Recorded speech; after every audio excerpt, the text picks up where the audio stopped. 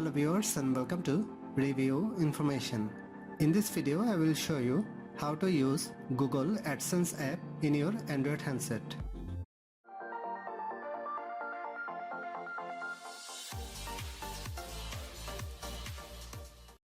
First, you have to download and install the Google AdSense app in your handset. For this, go to Play Store, tap on the Google search box and type Google AdSense. Tap on this. Now tap on Install.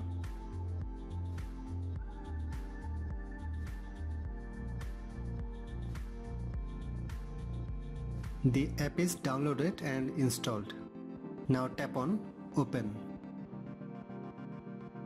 Select the email address from the list which is associated with the Google AdSense.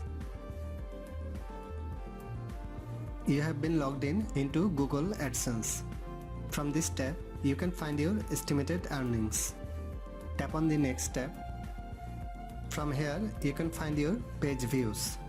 Then tap on the next one. From here you can find impressions. From the next tab you can find your clicks. Then you can find page CTR, impression CTR, CPC, page RPM, etc.